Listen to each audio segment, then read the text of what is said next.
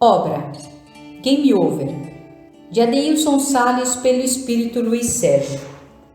Em Jerusalém.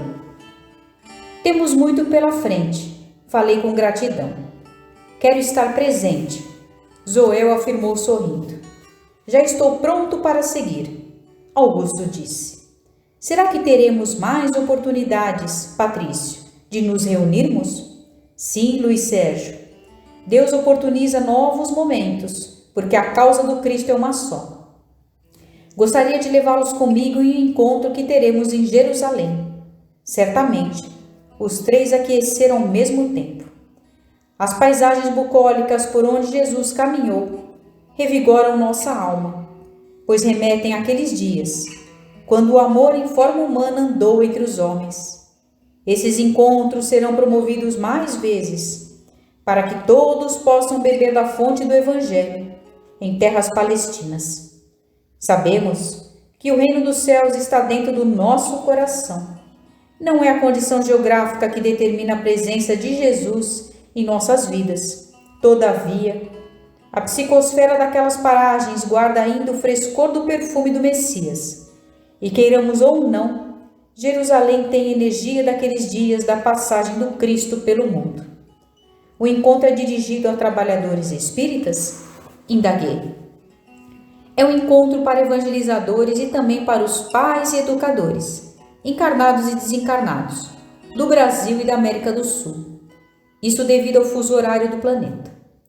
Para a presença dos pais encarnados, é preciso o concurso do sono físico. Daí, a necessidade de organizarmos as coisas nesse sentido.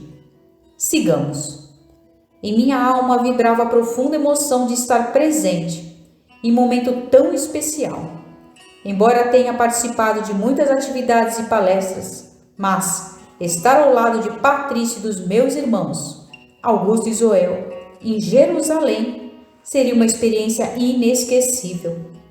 Na dimensão espiritual da velha Jerusalém, chegamos a uma construção parecida com o velho templo dos hebreus. Ao mesmo tempo que guardava os mesmos traços, parecia ser muito mais amplo. Surpreendeu-me o movimento intenso de espíritos de variadas denominações religiosas. O clima que eu consegui identificar era de total fraternidade entre todas as entidades. A vida espiritual, deduzi, alargava os horizontes e a visão da mensagem cristã sem a necessidade da divisão, tão a gosto dos homens. Patrício conduziu-nos por amplo corredor, até que deparamos com grande porta que dava acesso a imenso auditório. O teto era uma imensa abóboda de vitral. Era interessante observar que as imagens do vitral iam se alternando, e cada uma delas tratava de um momento marcante da jornada de Jesus. Patrício pediu para nos acomodar e seguiu para o outro ambiente. Papais e mamães do Brasil, da Argentina, Peru e de todos os demais países da América do Sul chegavam ansiosos. Era tudo muito grande. Quando olhei para cima, pude observar mais 3 mezaninos sobrepostos. À nossa frente, algumas telas projetavam as mesmas imagens do vitral. Deduzi que existiam outros auditórios iguais àquele, devido ao número imenso de espíritos. Temos a presença de espíritos protetores, juntamente com espíritos familiares, Zoel comentou discretamente. Aproveitamos a música suave que a todos envolvia e nos entregamos à oração. Após a prece, surpreendemos-nos quando, no encosto dos assentos da frente, surgiram telas de impressionante definição de imagem. Nesse momento, vimos com olhares embevecidos uma mesa composta por 4 jovens. Patrício era um dos componentes. Um deles era uma jovem. Fixei meus olhos na garota e qual não foi minha surpresa quando reconheci a jovem Cícera, que é trabalhadora da equipe de Patrício, que tinha resgatado a garota Ione, cujo relato está no capítulo a respeito de sexo gay. Zoel e Augusto também a reconheceram e comentaram com discrição.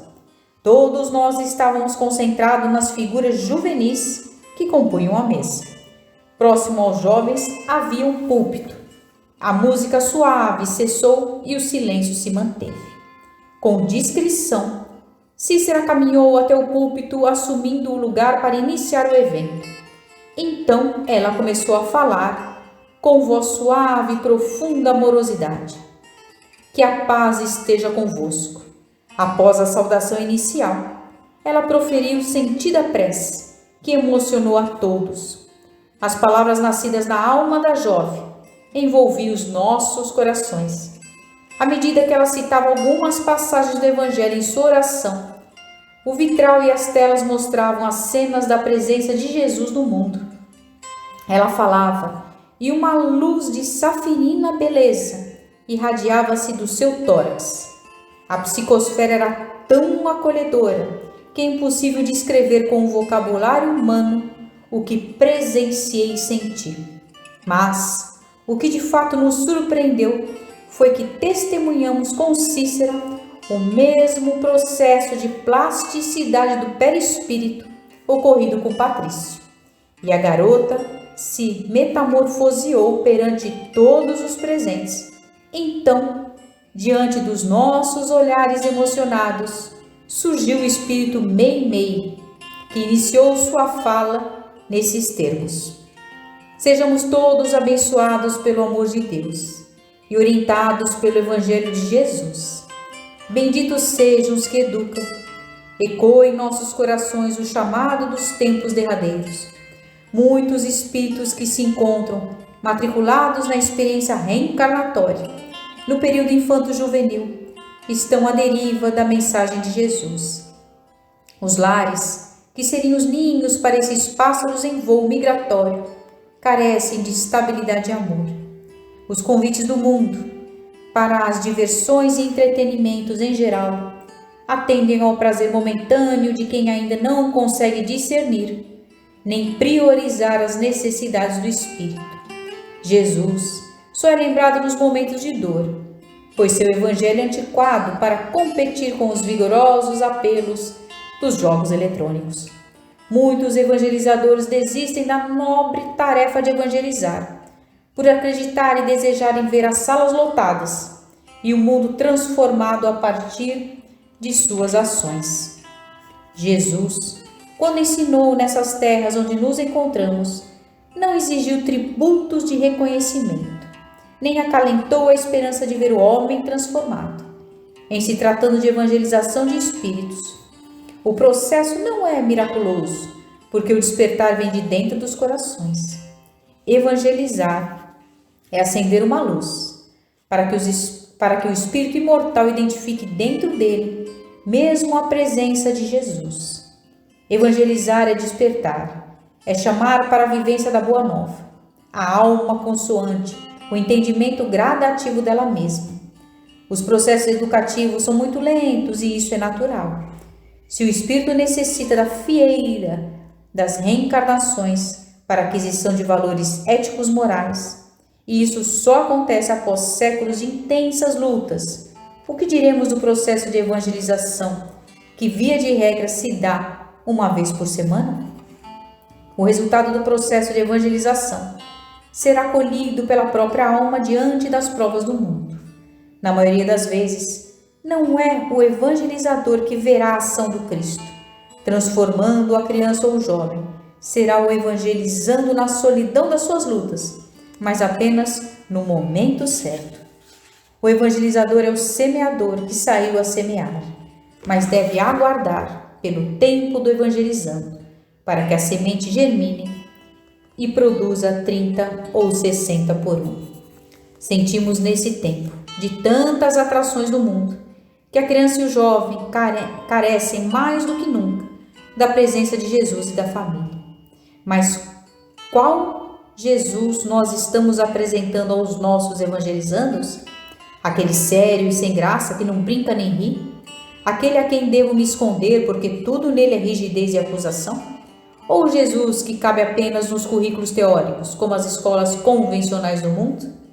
O Cristo que pode evangelizar hoje é multifacetado, é favelado, ele ama as diferenças e os diferentes, os negros, os índios, os pobres. O Cristo que toca o coração do jovem hoje não fala palavrão, mas fala gíria para se fazer entender. Jesus não tem gênero, pois ele é humano quando precisa ser humano. Quando procuramos enquadrar Jesus nos nossos conceitos, já desabonamos a imagem dele, que absolutamente não quer ser certinho e careta. Jesus quer ser criança e brincar feito criança. Jesus quer ser jovem e viver em plenitude a juventude com os jovens, sem rigorismos, mas com respeito e disciplina. Quem acredita que evangelizar é catequizar e enquadrar o educando em currículos e teorias, não entendeu ainda que não está lidando com corpos, mas com espíritos imortais. E cada espírito é um universo, uma realidade diferente, uma necessidade diferente. A criança e o jovem desses tempos gostam muito de jogos eletrônicos, mas gostam mais ainda de abraços e de pessoas com quem possam confiar. Eles procuram abrigo nos corações, acolhimento. Querem falar do medo que sentem quando os pais brigam. Querem conversar sobre sexo, quando o desejo lhe aflora na indumentária carnal juvenil. Evangelizar não é lidar com uma realidade paralela ou um mundo idealizado e inexistente. O mundo real, onde vivem as crianças e jovens, possui vícios, violência, pais irresponsáveis e omissos, pais amorosos e bons. A descrição é hostil e o mundo é inóspito, mas um minuto de confiança estabelecida é ponte para o amor que transforma. As crianças e jovens não precisam de um Jesus teórico, pois pode encontrar Jesus nas pequenas ações de quem se predispõe a evangelizar. Todos querem abraçar Jesus, e o evangelizador é Jesus por pelo menos 1 hora por semana. Explicar à criança quem é Deus é importante, mas o mais importante é ajudar a criança a ver Deus na sua vida. Os formalismos não cabem na tarefa de educar, pois cada coração tem uma sede diferente do outro. O evangelizador é uma fonte e pode saciar a sede de amor que os espíritos em corpos infanto-juvenis têm nas suas almas. Quando Cristo encontrou a mulher na Samaria e lhe pediu água, na verdade, ele revelou que é a fonte que sacia os corações de amor. Não existe mais a necessidade de rótulos, mas de essência cristã em cada ação, em cada palavra. Evangelizar espíritos imortais pede um olhar diferente, um ouvir diferente, uma fala diferente. Lembrando sempre que Jesus nunca julgou, nem emitiu sentenças condenatórias, apenas amou. Pelo princípio da reencarnação, a cada evangelizando segundo as suas necessidades. Evangelizar não é formatar, é aceitar e auxiliar nas diferenças. O evangelizador é fonte de água viva, como Cristo asseverou que seria todo aquele que acreditasse e vivesse suas palavras. Os pais necessitam estabelecer parceria com aqueles que cuidam da educação espiritual dos seus filhos, pois essa ação facilitará muito o desenvolvimento da criança e do jovem. Rogamos a Deus que nos dê a sua paz para que sejamos o bem na vida dos que compartilham conosco a experiência da educação com Jesus. Que a paz esteja em todos os corações. Ela encerrou sua fala, provocando em nós as mais amplas reflexões. Algumas ponderações foram feitas por Patrício e pelos 2 espíritos com aparência juvenil, que eu intimamente gostaria de saber quem seriam esses 2 benfeitores. A emoção foi a característica de todo aquele encontro, que guardarei para sempre em meu coração. Nova oração foi proferida, e partimos dali, felizes e jubilosos, na certeza de que Deus nos permitirá novas oportunidades de trabalho, no bem junto aos jovens. Despedimos-nos de Patrício, com muita emoção.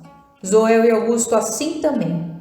Eu não dominamos o pranto jubiloso que invadiu nossa alma. As palavras de Patrício, ou Bezerra de Menezes, não importa, foram essas. Somos uma equipe de espíritos espíritas, e nossa tarefa é levar Jesus aos que sofrem. Não existe divisões, médios exclusivos ou tarefas diferenciadas, uma vez que dos ensinamentos de Jesus é que partiu o conceito da formação de equipe. Ele se valeu de 12 homens simples para transformar a terra, e ao longo dos séculos sua equipe vem aumentando. Que bom que pertencemos a essa equipe, porque o amor de Jesus nos uniu. Uma vez vinculados pelo amor, jamais nos separaremos. A transição está em franco processo. Sejamos, pois, colaboradores de Jesus, mesmo sendo os trabalhadores da última hora. Um trabalhador comprometido com o Evangelho nunca ficará em paz enquanto alguém estiver na retaguarda vertendo lágrimas de dor. O homem pode experimentar as mais adiantadas tecnologias, mas enquanto toda a humanidade não estiver conectada com o coração de Deus, seguiremos trabalhando. Ele asseverou que nenhuma das ovelhas confiadas a ele se perderia. Confio nele e no amor que existe em mim por vocês. O trabalho nos mantém sob os cuidados do bom pastor, com gratidão do seu irmão, humílimo e paternal Bezerra. Na verdade vos digo, que aquele que não entra pela porta no curral das ovelhas, mas sobe por outra parte, é ladrão e salteador. Aquele, porém, que entra pela porta é o pastor das ovelhas. A este, o porteiro abre, e as ovelhas ouvem a sua voz, e chama pelo nome as suas ovelhas e as traz para fora. E quando tira para fora as suas ovelhas, vai adiante delas e as ovelhas o seguem, porque conhecem a sua voz. Mas, de modo nenhum, seguirão o estranho, antes fugirão dele, porque não conhecem a voz dos estranhos. Jesus disse-lhes esta parábola, mas eles não entenderam o que era que eles diziam. Tornou, pois, Jesus a dizer-lhes: em verdade vos digo, que eu sou a porta das ovelhas. Todos quantos vieram antes de mim são ladrões e salteadores, mas as ovelhas não os ouvirão. Eu sou a porta. Se alguém entrar por mim, salvar-se-á, e entrará, e sairá, e achará pastagens. O ladrão não vem senão a roubar, a matar e a destruir. Eu vim para que tenham vida, e a tenham em abundância. Eu sou o bom pastor dá a sua vida pelas ovelhas. Mas o mercenário e o que não é pastor, de quem não são as ovelhas, vê vir o lobo e deixa as ovelhas e foge. E o lobo as arrebata e dispersa as ovelhas.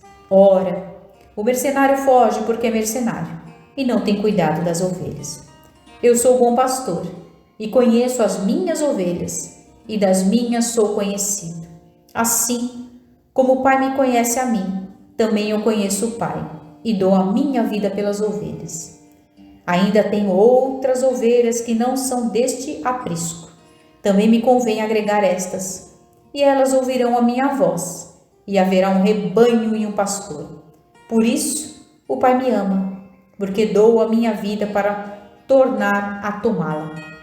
Ninguém a tira de mim, mas eu de mim mesmo a dou. Tenho poder para a dar e poder para tornar a tomá-la. Este mandamento recebi de meu Pai. Tornou, pois, a haver divisão entre os judeus por causa destas palavras. E muitos deles diziam: tem demônio e está fora de si. Por que o ouvis? Diziam outros: estas palavras não são de endemoniado. Pode, porventura, um demônio abrir os olhos aos cegos? E em Jerusalém havia a festa da dedicação e era inverno. E Jesus andava passeando no templo, no alpendre de Salomão. Rodearam-no, pois, os judeus e disseram-lhe: até quando terás a nossa alma suspensa? Se tu és o Cristo, dizê-no-lo abertamente. Respondeu-lhe Jesus: já vô-lo tenho dito, e não o credes. As obras que eu faço em nome do meu Pai, essa testificam de mim. Mas vós não credes porque não sois das minhas ovelhas, como já vô-lo tenho dito. As minhas ovelhas ouvem a minha voz, e eu conheço-as, e elas me seguem. E dou-lhes a vida eterna, e nunca hão de perecer, e ninguém as arrebatará da minha mão. Meu Pai, que me deu, é maior do que todos e ninguém pode arrebatá-las da mão de meu Pai. Eu e o Pai somos um. João, capítulo 10, versículo de 1 a 30.